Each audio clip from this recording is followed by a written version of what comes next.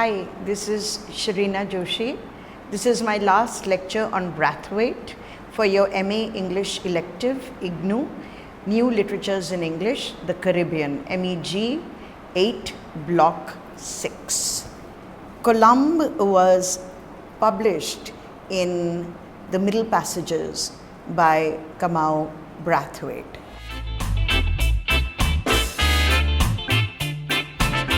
It was published in 1992, and you can see the landing of Columbus, but you can also see the big flag that also suggests for you the idea of Europe entering into the Caribbean. 1992 is a significant year. It marked the quincentennial celebration of Columbus discovering the New World.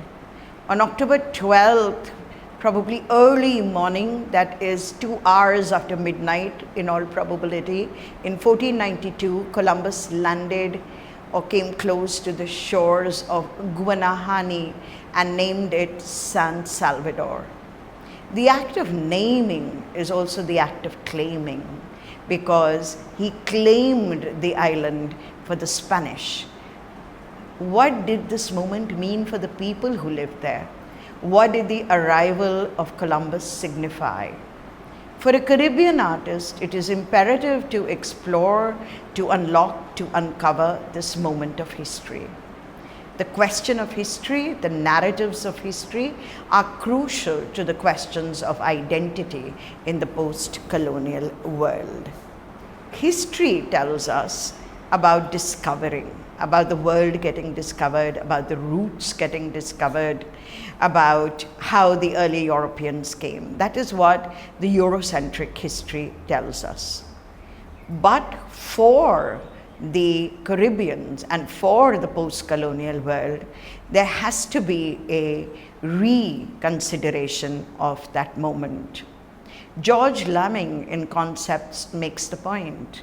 Open quotes, the early European arrivals may look very heroic for what they did, yet the history of their arrival has been reconstructed in very strange ways, such that there is no greater collection of lies than what has been written about it. Columbus's journal speaks about meeting a Caribbean aboriginal on arrival and conversing with him. Yet as far as I know, Columbus spoke not a word of any aboriginal Caribbean language, and the aboriginal spoke neither Italian nor Spanish. What Columbus did was to create what he ordered because he represented power. Close quotes. That aspect of narratives of history representing power is what is then explored in the writers of the Caribbean. The figure of Columbus has got special significance for Caribbean artists. Colonial history projects him as an explorer and the discoverer of new lands, though it was an accidental discovery. He had set out seeking a route to India with motives more mercenary in nature and a desire for gold and riches. Of equal significance for post-colonial writers as well as for artists in the Caribbean are the figures of Prospero and Crusoe. Crusoe and his man Friday, Prospero and Caliban. The entire discourse of civilizing, of teaching language, of progress and modernization being brought by Europe to savage lands emerges from these figures. Such Eurocentric assumptions symbolized in the portraying of Columbus' discovery as universally beneficial is interrogated in this poem. What had this discovery really unleashed for the discovered? And therefore, in 1992, Brathwaite's poem, Colombe, takes on a very special significance. Brathwaite titles the poem with the French version of the name Columbus. And that is interesting. So one, the change is also a reflection of how language means so many different things to so many different people, and how the Caribbean had seen, till their independence and post-independence also, the Caribbean had seen the various imperial languages nativized or official in their own world. So Colombe in French means dove, and that is what is also very significant in his usage. The dove is a symbol of peace, and there is a biblical association. The dove brings the olive branch to Noah after 40 days of the flood, a sign that land is near. And here land is near. We are seeing the land. And the entire poem is going to be an exploration of the moment when Columbus arrives or is about to arrive at the island of San Salvador. The title is also ironic because there is no peace that Columbus will bring. In reality, Columbus's landing unleashed the colonization of the Caribbean and the Americas. It set in motion the rapaciousness and genocide, the devastation and destruction of the indigenous Caribbean people and culture like the Siboney, the Arawak, the Caribs, and of course the Tainos that we have talked about so much. In this picture, you see how during Columbus's time in Haiti, he and his men hunted the Taino Indians for sport, beating, raping, torturing, killing, and then using the Indian bodies as food for their hunting dogs. It is recorded that they hunted the Taino, as target practice, and then the bodies were used as food. And this graphic clearly shows it to you, and you understand the extent of the horror that has been unleashed. So Colombe, notice the C. The initial stands alone. It imparts a visual focus for you. C, and it is something that each stanza in the 3-stanza poem does. It starts in a similar fashion. C, Columbus, Columbus, Columbus.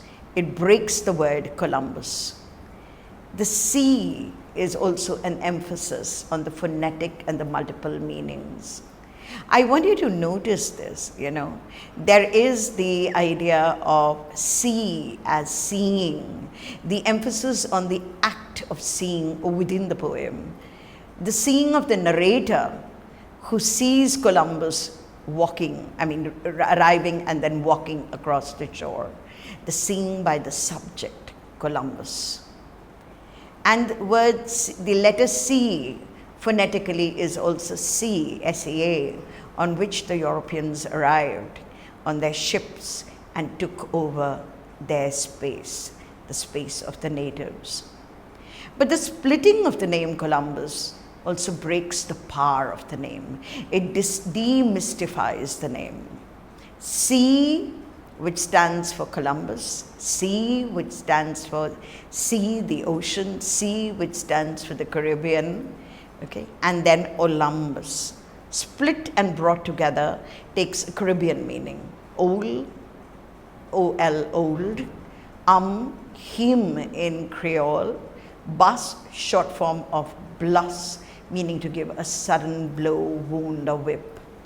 And Colombe, the dove, becomes for us in this way an old man.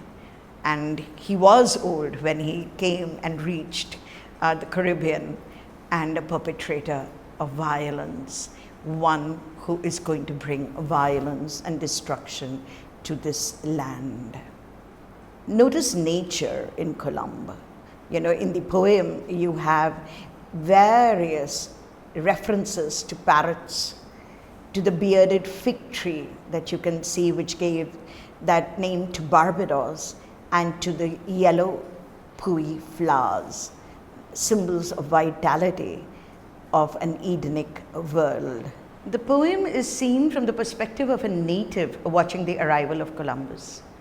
The native voice iterates, "My summer air, my simple water, our land."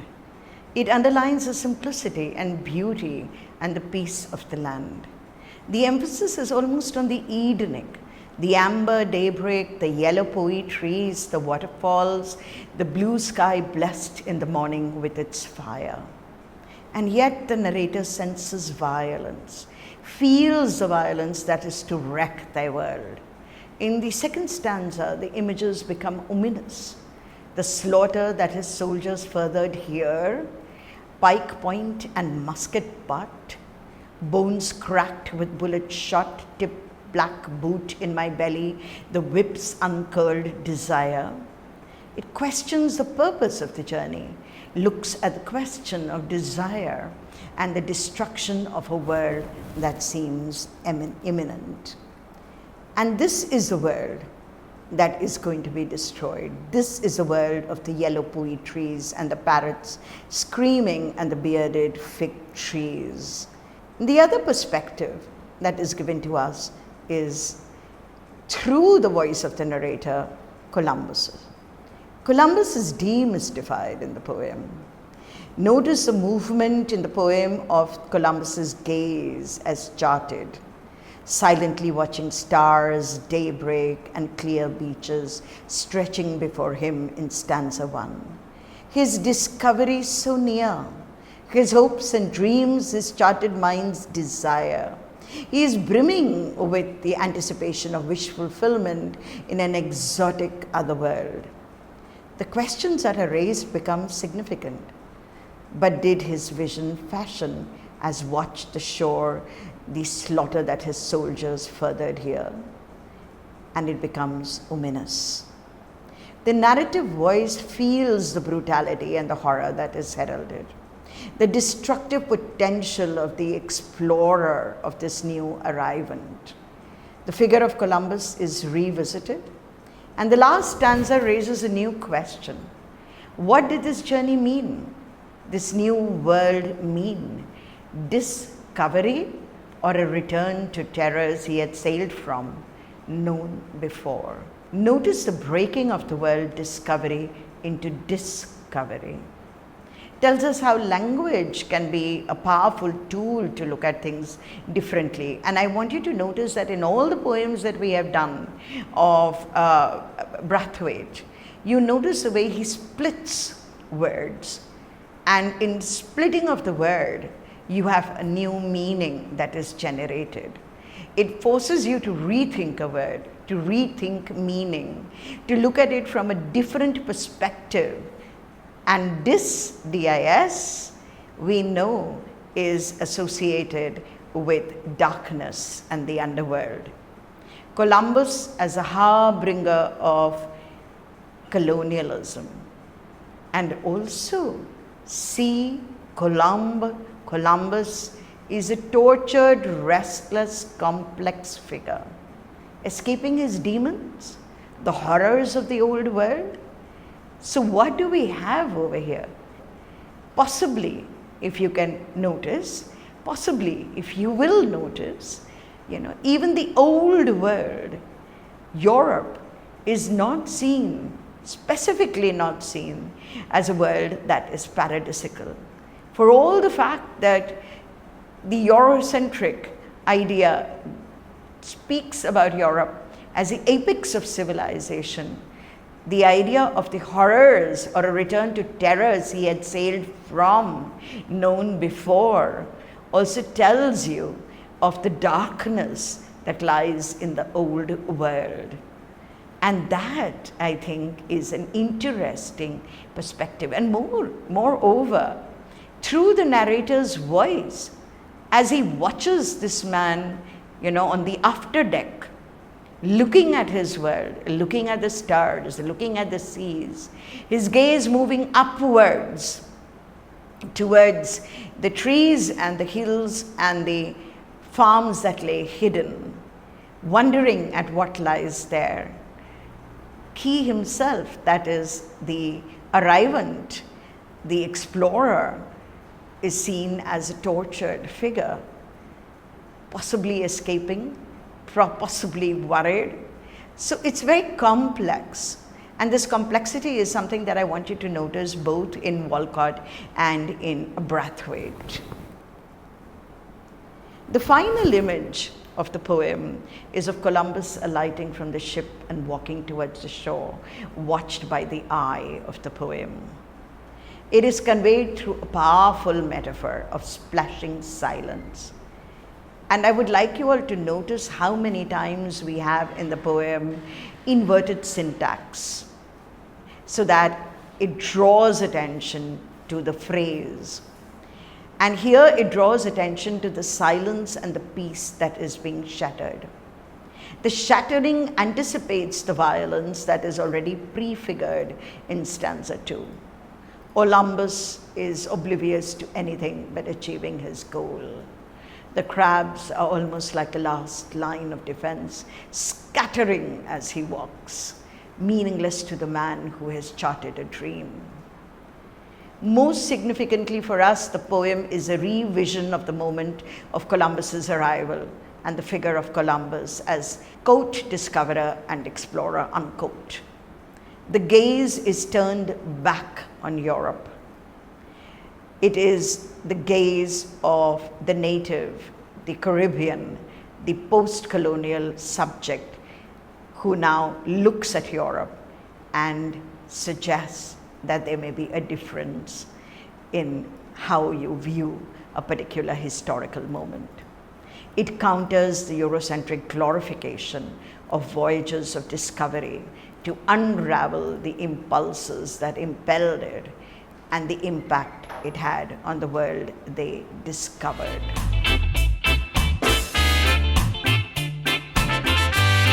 So now when we just turn back to Brathwaite, his work, The Caribbean, and all that is there.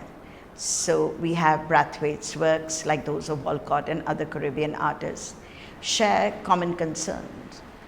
The question of language, the question of history and its continuum, the question of identity and race and hybridity. We spoke about this right at the beginning, and now I close with this. Brathwaite, as we have seen, breaks the shackles of the pentameter, of conventional punctuation, of meanings of words, splitting them, emphasizing native sounds and rhythms. He creates a distinct style, constantly innovating and experimenting with typeface and visual oral interface.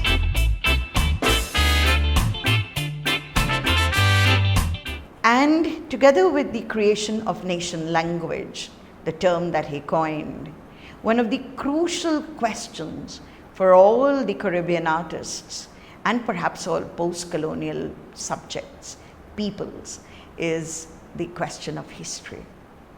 Especially in the Caribbean, because it has a very distinctive experience, as I have spoken of before. So Caribbean artists look back at history, at the fragmentation that occurred with the European intrusion. And Walcott, in his Nobel Prize speech, speaks of Caribbean literature as, open quotes, one literature in several imperial languages, close quotes. The awareness of fragmentation draws Caribbean artists to invest themselves in the restoration, open quotes, in the restoration of our own shattered histories, our shards of vocabulary, our archipelago becoming a synonym for pieces broken off from the original continent, close quotes.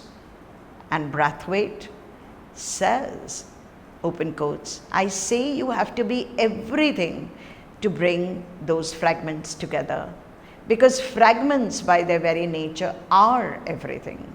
They are in fact everything, little seeds growing throughout scattered diaspora throughout the Caribbean. So the unity of the Caribbean experience is expressed by writers that you have studied, Brathwaite and Walcott and the others.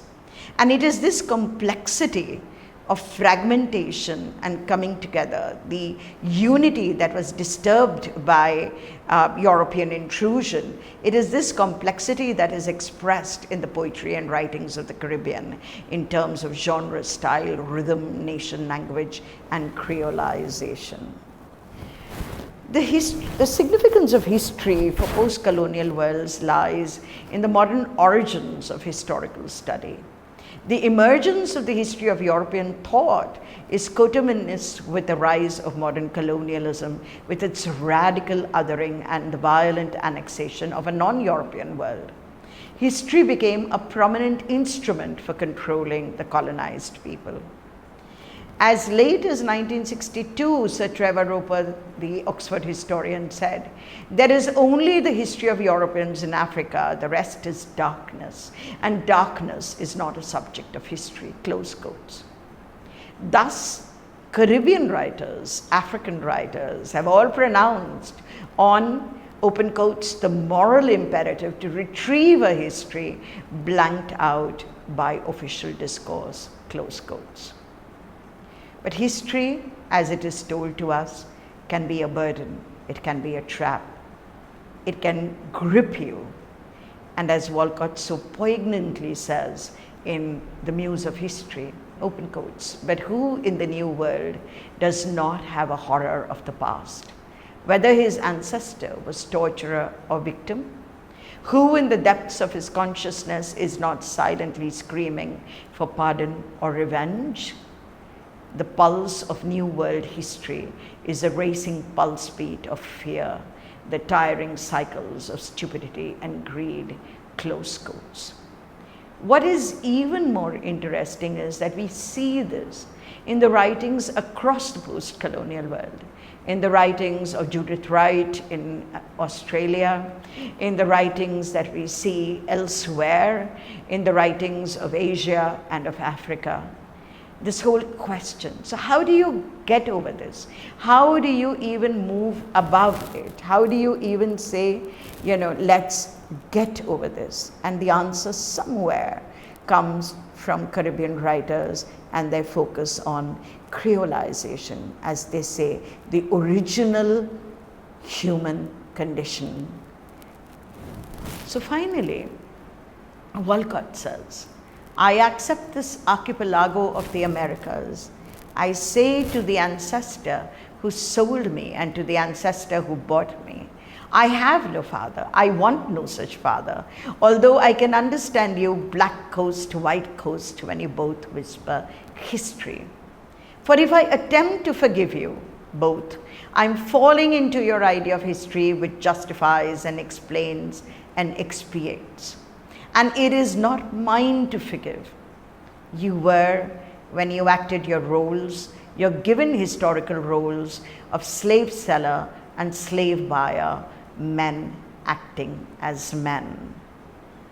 And so he concludes with a strange thank, as he says, "for my inheritance and for your gift." And in his concluding lines, he says, when he makes that point, he says, "I give the strange and bitter and yet ennobling thanks for the monumental groaning and soldering of two great worlds, like the halves of a fruit seamed by its own bitter juice, that exiled from your own Edens, you have placed me in the wonder of another, and that was my inheritance and your gift." Close quotes. And thus the Caribbean artist forged a new identity, Creoleness, nation language, which went beyond the binaries of colonialism. Thank you.